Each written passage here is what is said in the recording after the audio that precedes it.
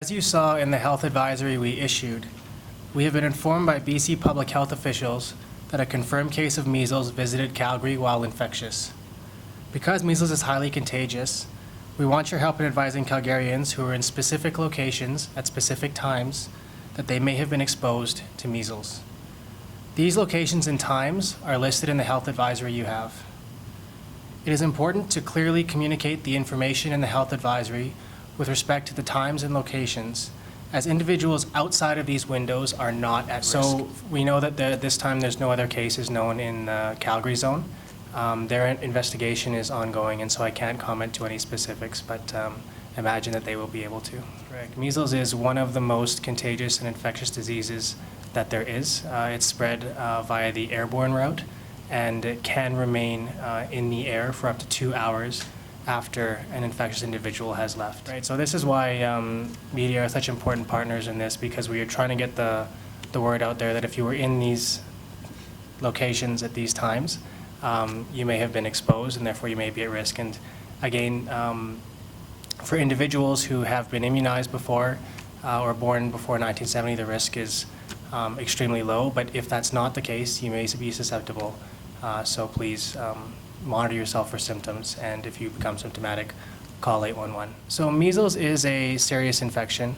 It is not usually fatal, but people can get very sick. The symptoms are usually cough, runny nose, red eyes, high fever, and a rash that appears 3 to 5 days later.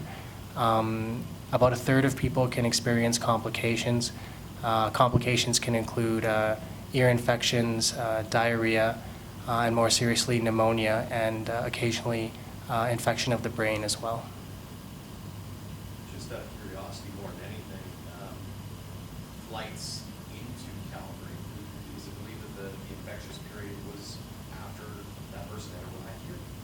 Or was he or she on a flight here to begin with? Because there is that one mention of the flight at the end. I'm wondering about the beginning. Right, so the individual first became infectious while they were in Calgary already, and then the places where they may have exposed individuals are listed in the health advisory, and then the flight afterwards was to Vancouver. So you're not infectious until you're symptomatic, is that right? You're infectious with measles about 1 day before you become symptomatic. They became infectious in Calgary, however, they didn't contract it in Calgary. It's tough to know because the incubation period of measles is anywhere from 5 to 21 days. It's tough to know sometimes where an individual may have contracted, especially because it's very contagious, it's airborne. So that part of the investigation in terms of the individual case is ongoing with our counterparts in British Columbia. But you said this isn't considered a Calgary case, despite the fact that he may have contracted it while here. Because they're a Vancouver resident, that's correct, yeah. Even if he caught it while he's here? I'm not sure. Again, I don't have the travel history prior to when he was here. But if the case was from Vancouver, it would be considered a Vancouver case, or case from British Columbia. But suffice it to say that what we are saying is that if you were, again, in these times at these places, you're at risk. And what the message that we're getting out there is that you need to monitor yourself for symptoms and call 811 if you become symptomatic. And just to clarify, you mentioned that the infectious period remains for 2 hours in the air after the individual's left. That's incorporated into the time windows that you just provided.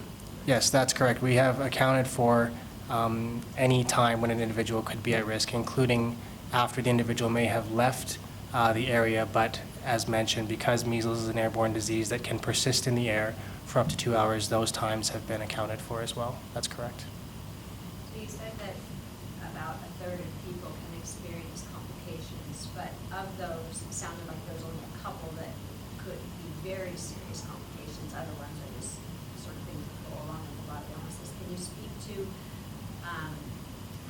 how concerned people should be in the end game? You know, like how many cases of encephalitis there? And you don't need to go into that, but how often do people catch this disease and B end up with very serious complications as a result of it? Right. So With respect to measles, measles is a serious disease in the sense that people do get very sick.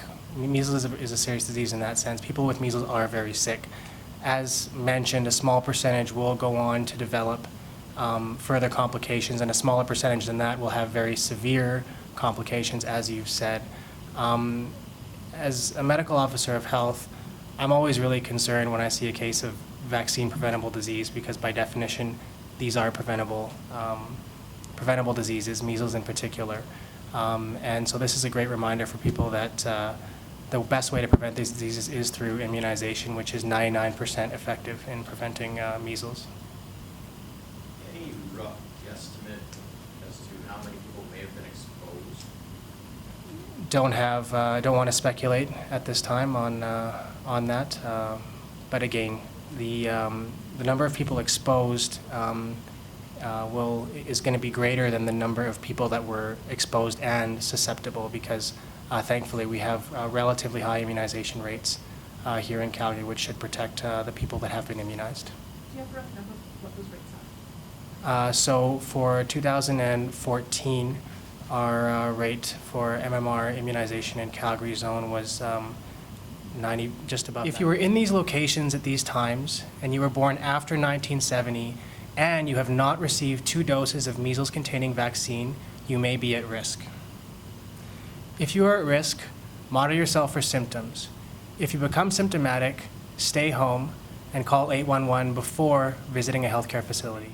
What's important to know is that if you are in those locations at those times, and again, if you are susceptible, which means you're born after 1970, have not had 2 doses of measles-containing vaccine, you may be at risk and should take the precautions identified.